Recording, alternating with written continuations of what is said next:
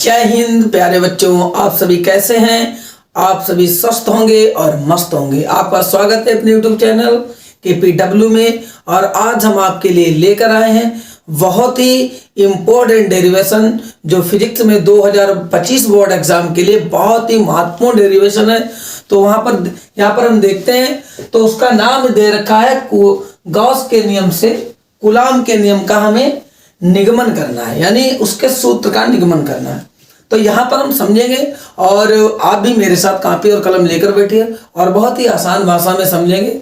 यदि आपको समझ में आए तो आप हमारे कमेंट बॉक्स में जरूर एक बार आंसर दीजिए कि सर हम तुम्हें कैसा पढ़ाते हैं, कैसा नहीं पढ़ाते हैं। तो हमें भी पता चलता रहेगा कि आप बच्चे हमारे जो हम पढ़ा रहे हैं हमसे संतुष्ट हैं कि नहीं है। जो भी हो आप हमारे पास कमेंट करके हमें जरूर इंफॉर्मेशन दें। Okay, thank you. तो चलिए बहुत ही आसान भाषा में समझेंगे। तो एक बार डेरिवेशन समझने से पहले मैं एक बार और तुम्हें बता दें कि जो डेरिवेशन आप समझ रहे हैं उसको रटो मत, उसको एक चित्र की सहायता से पहले समझो, फिर अपने आप एक बार रिवीजन करो उसका। देखिए, रिवीजन वो चीज होती है जो हमें नहीं भी आती वो भी आने लगती है। रिवीजन करते रहिए। वो एक कहावत सुनिए ना कि करत करत अभ्यास के जड़मत होते सुजान और सरी आवत जात सिल पर पड़त निशान।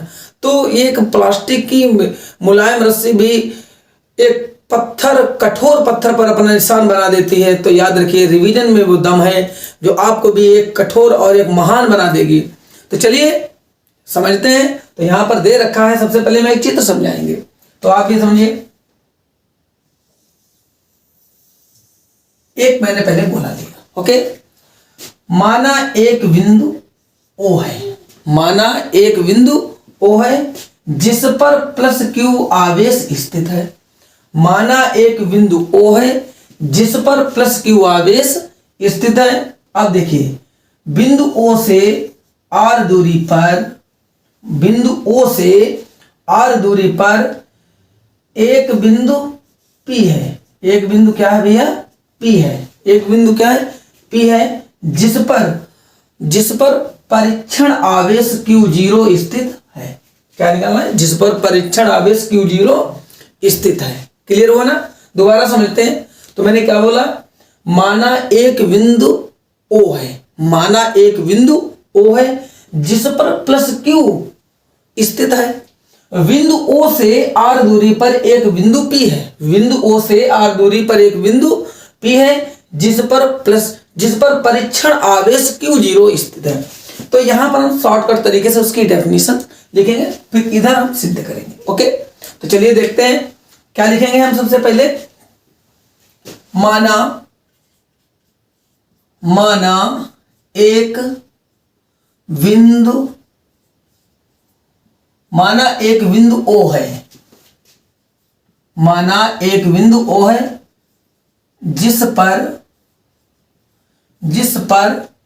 प्लस Q आवेश, जिस पर प्लस Q आवेश स्थित है,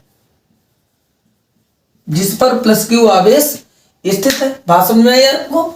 माना एक बिंदु O है जिस पर प्लस Q आवेश स्थित है। अब क्या करेंगे? बिंदु O से R दूरी पर, बिंदु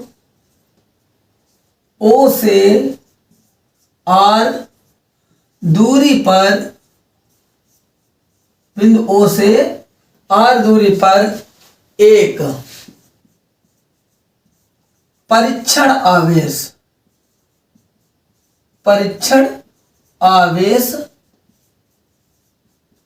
Q0 स्थित है।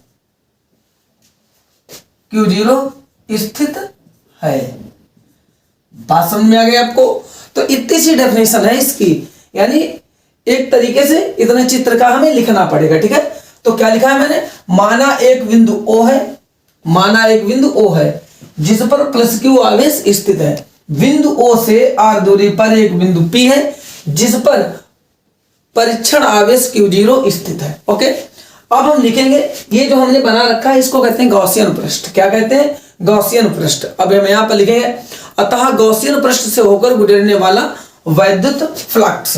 अब यहां से हम प्रूफ करेंगे। ओके, ध्यान से आप भी देखिएगा।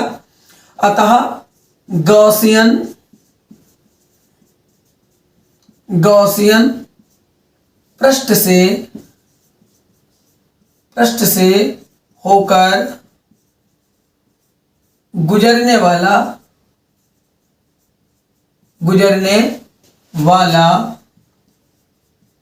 वैद्युत फ्लक्स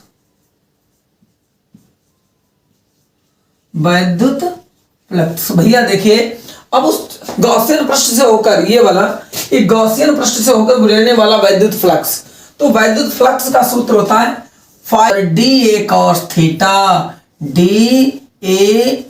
थीटा। अब मेरी बात सुनिए, अब थीटा का मान यहां पर कितना 0 डिग्री ले लिया। अब डी फाई ई बराबर ई डी ए, फिर लिखा कॉस, अब भैया यहां पर लिखा थीटा और थीटा का मान कितना है 0 डिग्री। अब आपको पता है कि कॉस 0 का मान कितना होता है 1 होता है, तो यहां पर लिखेंगे डी फाई ई बराबर ई डी ए। अब कॉस 0 की जगह पर कितना लिखेंगे 1 लिख दिया। डी फाई बराबर क्या हुआ ई और डी ए। बात इतनी सी समझ में आई आपको। अब क्या करेंगे, हम पूरे पृष्ठ के लिए लेंगे यहां पर क्या, पूरे गॉसियन पृष्ठ से होकर गुजरने वाला वैद्युत फ्लक्स। अब इसका हम इंटीग्रेशन कर देंगे, इंटीग्रेशन पूरे पृष्ठ के लिए हो जाएगा। तो मैंने क्या लिया, दोनों ओर यहां पर लिख दें जिससे आपको पता चल जाए, दोनों ओर समाकलन करने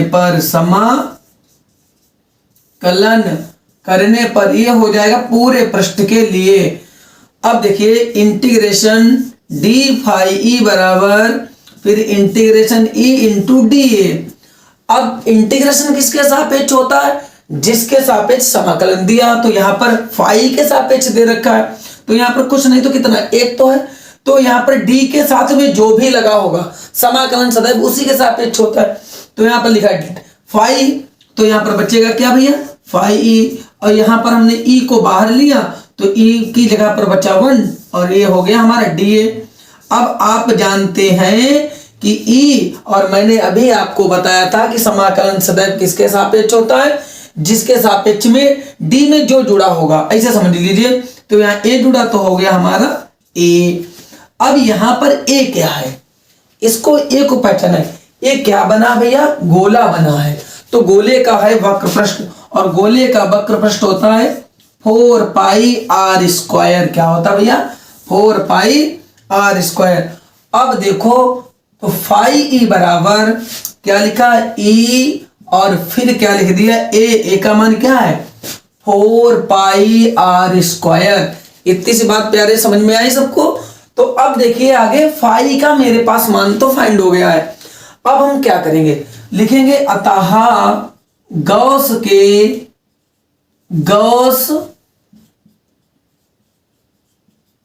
इसे नहीं, एक मिनट, गॉस के नियम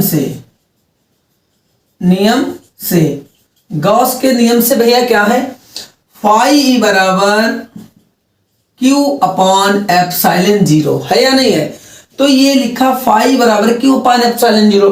फाई का मान ऊपर कितना निकला ई गुणा में लिखा 4 पाई आर स्क्वायर और क्यू बाई एप्सिलॉन नॉट।